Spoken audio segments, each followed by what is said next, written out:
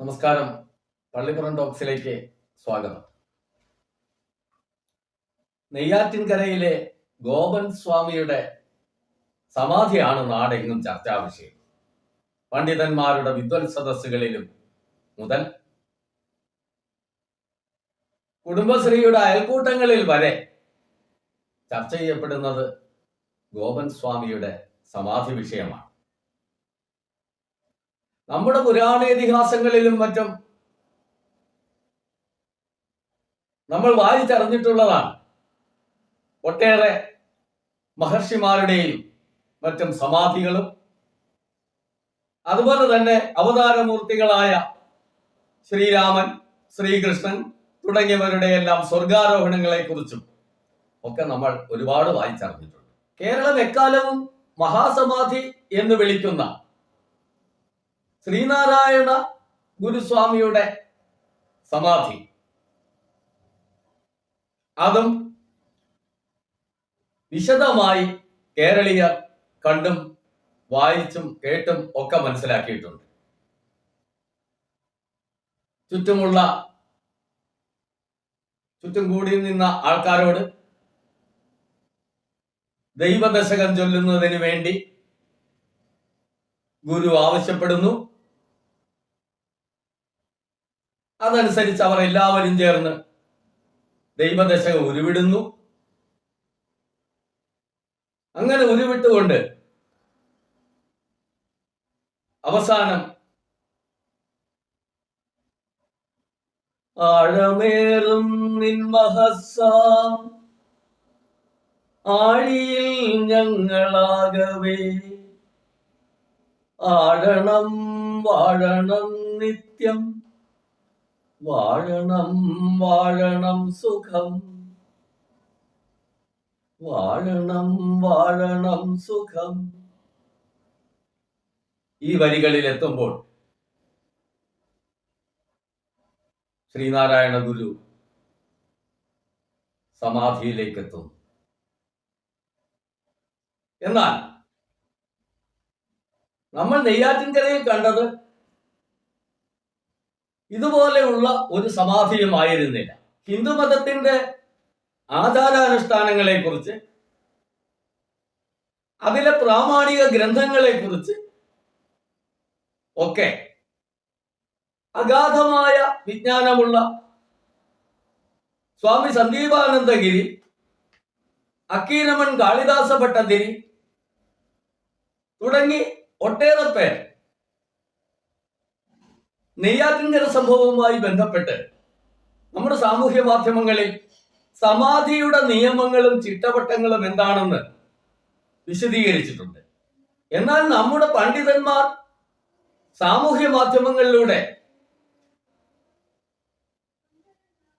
സമാധിയുടെ നിയമങ്ങൾ വിശദീകരിച്ചപ്പോൾ ചൂണ്ടിക്കാണിച്ച നമ്മുടെ ഋഷീശ്വരന്മാരുടെ എല്ലാം സമാധിയും മറ്റും വളരെ കാലങ്ങൾക്ക് മുമ്പ് നടന്നതാണ്. എന്നാൽ ഇന്ന് ശാസ്ത്രം വളർന്നു, കാലം മാറി, ടെക്നോളജികൾ വളർന്നു, വിവരസാങ്കേതിക വിദ്യയിൽ കുതിച്ചുചാട്ടം തന്നെ ഉണ്ടായി. നമ്മൾ ഡിജിറ്റൽ യുഗത്തിലെത്തി. നെയ്യാറ്റിൻകരയിൽ നടന്നതും അതാണ്, ഒരു ഡിജിറ്റൽ സമാധി. നമുക്കറിയാം, ഇന്ന് 10 പേരുള്ള ഒരു സ്ഥാപനത്തിൽ അല്ലെങ്കിൽ ഒരു ഓഫീസിൽ ആ 10 പേർ ചെയ്തിരുന്ന ജോലി ചെയ്യുന്നതിന് ഒരാൾ മതി എന്ന് പറഞ്ഞതുപോലെ ഡിജിറ്റൽ സമാധിക്ക് പണി അറിയാവുന്ന ഒരാൾ മതി. അതാണ് അതിന്റെ ഏറ്റവും പ്രധാനപ്പെട്ട മേന്മ. പിന്നെ 1-2 കാര്യങ്ങൾ ശ്രദ്ധിക്കണമെന്ന് മാത്രം. സമാധിയുടെ നിയമങ്ങളിൽ പറയുന്ന കുണ്ടലിനി ശക്തി മൂലാധാരത്തിൽ നിന്ന് ഉണർത്തി ഉദ്ദീപിപ്പിച്ച് സമാധിയിലേക്കുള്ള പ്രക്രിയ തുടങ്ങുമ്പോൾ ശരീരത്തിലെ പഞ്ചസാരയുടെ അളവ് കൂടാതിരിക്കുന്നതിന് വേണ്ടി ഇൻസുലിൻ എടുത്തിരിക്കേണ്ടതാണ് എന്നതാണ് ഒന്നാമത്തേത്. രണ്ടാമതായി, കുണ്ടലിനി ശക്തിയുടെ ശിരസിലേക്കുള്ള പ്രയാണത്തിന്റെ സമയങ്ങളിൽ ശരീരത്തിലെ രക്തസമ്മർദ്ദം കൂടാതിരിക്കാൻ പ്രത്യേകം ശ്രദ്ധിക്കേണ്ടതാണ്. അതിനായി പ്രഷറിന്റെ ഗുളികകൾ കഴിക്കണം. ഡിജിറ്റൽ സമാധിയുടെ മൂന്നാമത്തെ പ്രത്യേകത ഇതിനായി ഉപവാസം ആവശ്യമില്ല എന്നതാണ്. ഉപവസിക്കേണ്ട കാര്യമേ ഇല്ല. നല്ലതുപോലെ കഞ്ഞിയൊക്കെ കുടിച്ചിട്ട് സമാധി പീഠത്തിൽ കയറി ഇരുന്നാൽ മതി. പഞ്ചാംഗം എടുത്തിട്ട് നല്ല നാള് നോക്കി സിസേറിയൻ നടത്തി പ്രസവം എടുക്കുന്നത് പോലെ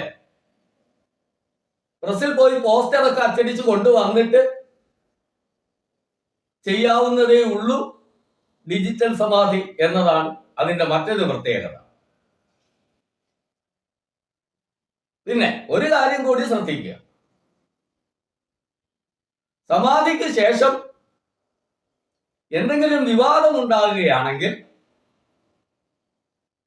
അയ്യോ ഹിന്ദു വികാരം വ്രണപ്പെട്ടേ, ഇതിന്റെ പിന്നിൽ മുസ്ലിം തീവ്രവാദികളാണെന്ന് വിളിച്ചു പറഞ്ഞ് ചെറിയൊരു അലമ്പ് സൃഷ്ടിക്കാനുള്ള സെറ്റപ്പ് തയ്യാറാക്കി വെക്കുന്നത് നന്നായിരിക്കും. ഏതായാലും ഹിന്ദുമതത്തിൽ സമാധിയുമായി ബന്ധപ്പെട്ടുള്ള യാതൊരുവിധ അനുഷ്ഠാനങ്ങളും അനുസരിച്ചല്ല നെയ്യാറ്റിൻകരയിൽ ഈ സംഭവം നടന്നത്.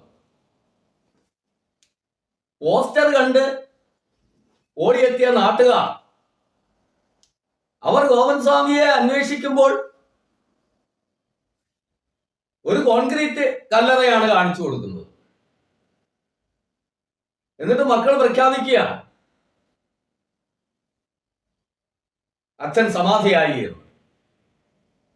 വ്യക്തമായ നിയമങ്ങളും നിയമവാഴ്ചയും ഉള്ള ഒരു സംസ്ഥാനത്ത് നടന്ന സംഭവമാണിത്. സത്യത്തിൽ ആ എല്ലാ നിയമ സംവിധാനങ്ങളെയും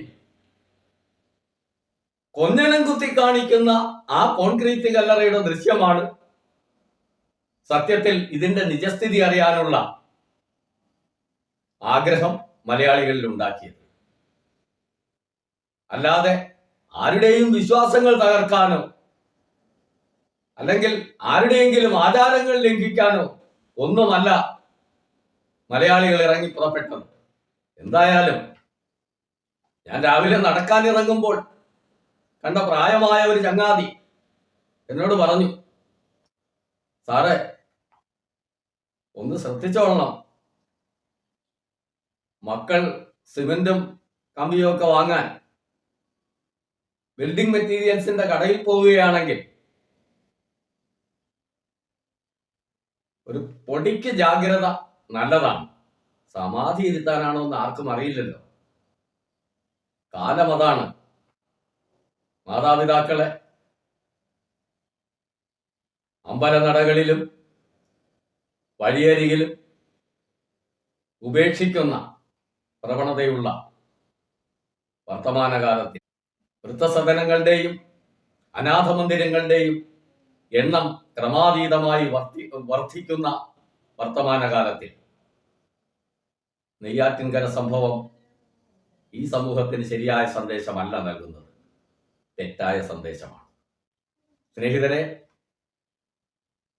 നിങ്ങൾ ഈ അഭിപ്രായങ്ങളോട് യോജിക്കുന്നുവെങ്കിൽ ചാനൽ സബ്സ്ക്രൈബ് ചെയ്യുക, അഭിപ്രായങ്ങൾ കമന്റ് ബോക്സിൽ അറിയിക്കുക, ലൈക്ക് ചെയ്യുക. സസ്നേഹം, നിങ്ങളുടെ പ്രദീപ് കുമാർ.